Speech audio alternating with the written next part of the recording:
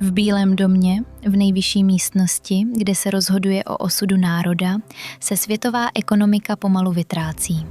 Poprvé v moderní historii se Islámská republika Írán rozhodla naplnit svou největší hrozbu. Úžina Hormuz, nejkritičtější námořní průchod na světě, je zcela uzavřena.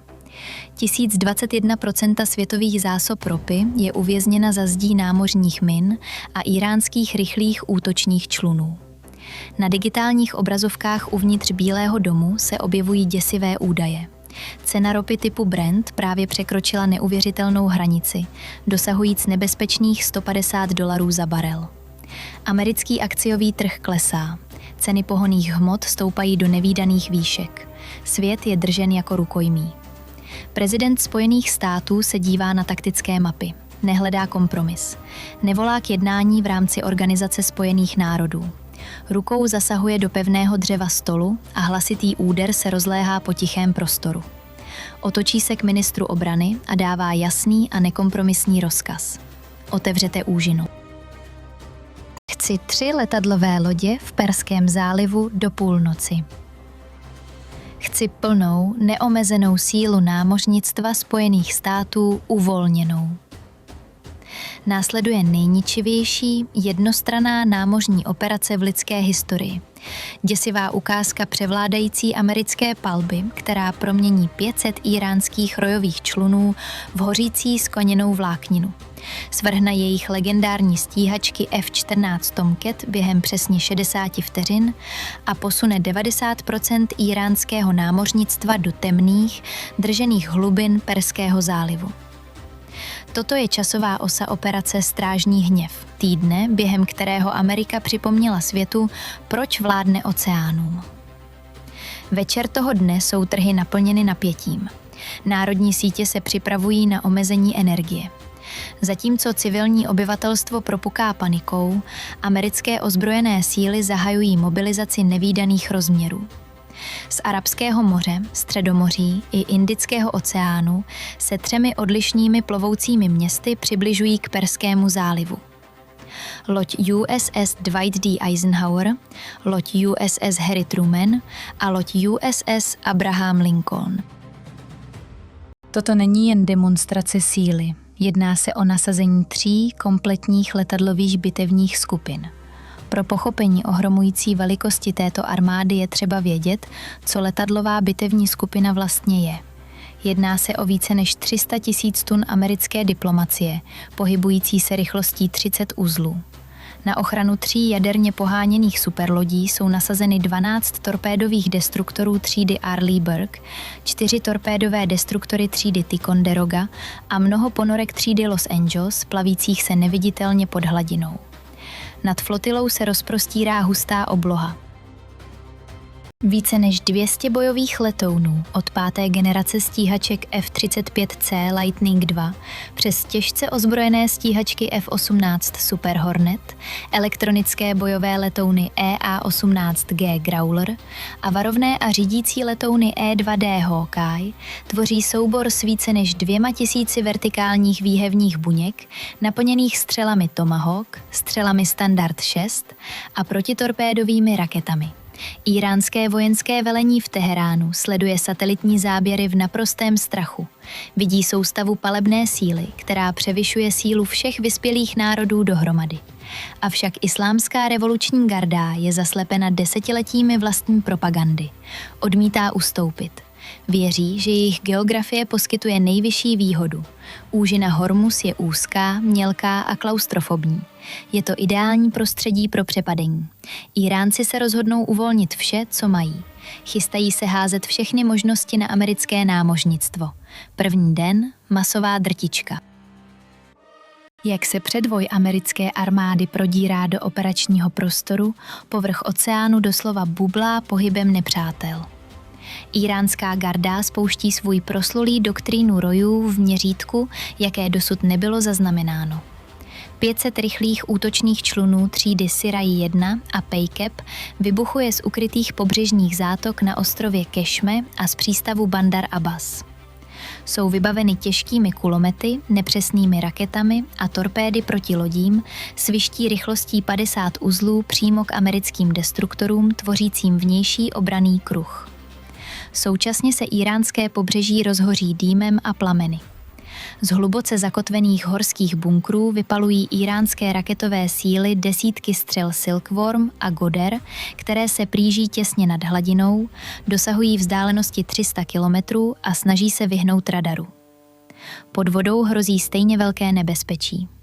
Až 50 podmořních plavidel třídy Kilo a třídy Goddard se potopí do tichého útlumu, leží na mělkém dně a čekají na přepadení amerických lodí těžkými torpédy navazujícími na vlnu.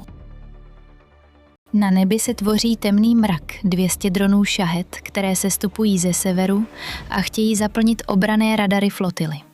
Jedná se o koordinovanou apokalypsu napříč doménami, která má přetížit starší bojové systémy amerických lodí. Prvních 10 minut přináší takovou vlnu hrozeb, že radary v amerických bojových informačních centrech vypadají jako bouře červených nepřátelských stop. Námořnictvo Spojených států však nepropadevá panice. Spoléhá se na nejvyspělejší a nejefektivnější obrannou síť vzdušné obrany, jakou kdy svět znal. Destruktory a křižníky s radarem Aegis otevřou palbu. Obloha se promění v oslepující mřížku záchytných drah.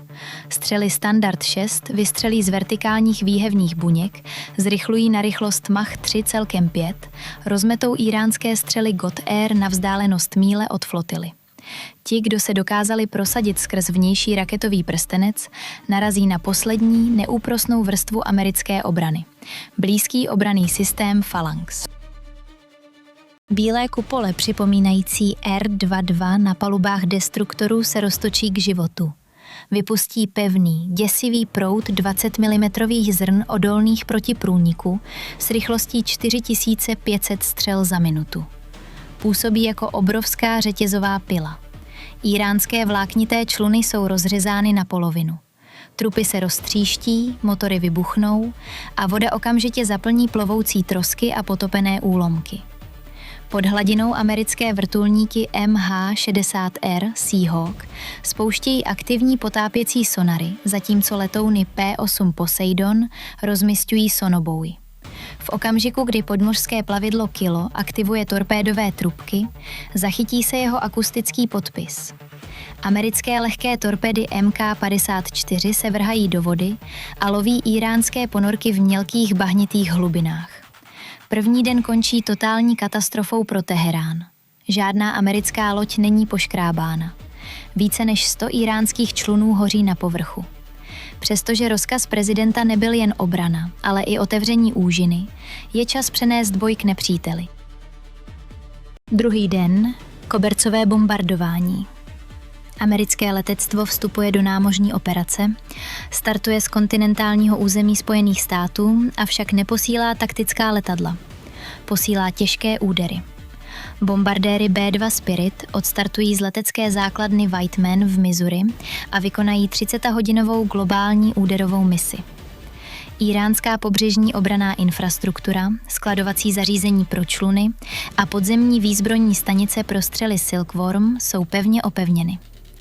Přesné údery malými zbraněmi nestačí k okamžitému otevření úžiny. Centrální velitelství povolí děsivou starou taktiku, vylepšenou pro 21. století. Kobercové bombardování řízené GPS. Bombardéry B-2 proklouznou nepozorovaně skrz iránskou vzdušnou obranu.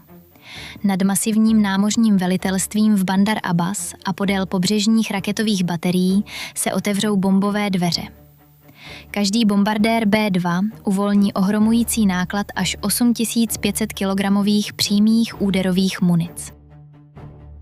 Výbuchy rozzáří noční oblohu v nekonečném řetězci bouří a jisker. Inteligentní bomby zničí přístavy, rozpráší skladovací haly pro čluny a trvale zavalí horské vstupy, kde jsou ukryty protitankové střely. Iránská pobřežní velitelství je fyzicky vymazáno z mapy. Přeživší posádky íránských člunů už nemají kde se doplnit, kde natankovat a kde se schovat. Třetí den. Nostalgické střetnutí. Zoufalí íránští piloti se rozhodnou použít nejikoničtější karty své starobylé stíhačky F-14 Tomcat. Tyto legendární letouny z 70. let jsou udržovány díky černému trhu a reverznímu inženýrství. Pro íránský lid představují symbol národní hrdosti. Piloti jsou povoláni, aby zasáhli americké letadlové lodě a vyhnali je ze vzdušného prostoru nad úžinou. Vypadá to jako filmový scénář, legendární Tomcat bojující proti moderní flotile. Ale toto není Hollywood. Námořnictvo Spojených států se nezajímá o nostalgii. Z palub destruktorů Eisenhower a Lincoln startují letky stíhaček F-35C Lightning II 5. generace s neviditelnou technologií. Iránské Tomcatové radary AWG-9 se snaží zachytit americké cíle, ale neukazují nic. Na vzdálenost 60 mil v tichém stratosférickém prostoru stíhačky F-35C už sledují jejich pohyb. Piloti používají přilbové displeje, kde vidí přesnou rychlost, výšku a kurz každého iránského Tomcatu, doplněné nejpokročilejší senzorovou fúzí na planetě. Nemusí vstoupit do kroucení. Velitel letky vydá klidný rozkaz přes šifrovaný datový kanál Fox 3. Z vnitřní zbraně se uvolní pokročilé střely AIM-120D, které se rozsvítí a vystřelí. Tyto střely AM-RAAM dosáhnou rychlosti Mach 4 a proběhnou vzduchem v dálkovém střelivu.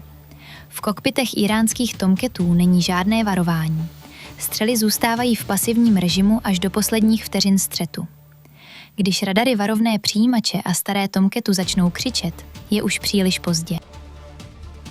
V sekvenci trvající přesně 60 vteřin se iránská letecká hrdost rozplyne. Jasné oranžové ohnivé koule vybuchují ve vysokých výškách. Tomcatové těla jsou roztrhána prokládkovou hlavní částí střel, titanu a vláknitého materiálu padajících do Perského zálivu.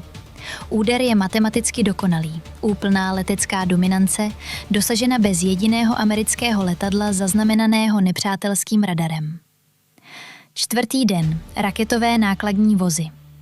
Írán ztratil pobřežní základny, ztratil stíhačky, ztratil rychlé útočné čluny. V posledním krvavém pokusu zasáhnout americkou armádu Teherán uvolní poslední rezervu dronů Shahed. 200 dronů se plíží nízko nad vodu, míří k logistickým a zásobovacím lodím doprovázejícím letadlové lodě. Centrální velení rozhodne ukázat surovou, děsivou kapacitu nejnovějšího aktiva. Neposílají stealthové stíhačky, ale největší letecký arzenál, letouny F-15EX Eagle II, známé také pod přezdívkou raketový nákladní vůz. Tyto stroje jsou navrženy právě pro takové okamžiky.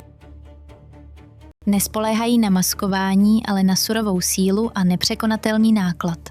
4 letouny F-15EX dorazí na místo, výrazně upravené k nesení rekordního nákladu 22 protivzdušných střel na každém.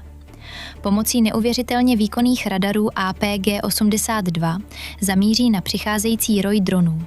Následuje masivní výstřelová sekvence, kdy F-15EX vypouští střelu za střelou v neustálém hlučném řetězci. Obloha se zaplní stovkami bílých kouřových stop. Levné íránské drony jsou systematicky likvidovány přesnou palbou. Je to masakr ve vzduchu. 200 dronů jsou kompletně vyhlazeny dříve, než se přiblíží na 40 mil od americké flotily. 5. den, naprosté vítězství. Slunce vychází nad úžinou Hormuz. Vody jsou podivně tiché. Povrch oceánu je posetý černými troskami vláknitých trupů a leskou vrstvou ropných skvrn. Bojová informační centra po celé flotile zpracovávají data. Vyhodnocení je nevyvratitelně jasné. 90% íránského námořnictva bylo systematicky zničeno, potopeno nebo trvale zneškodněno.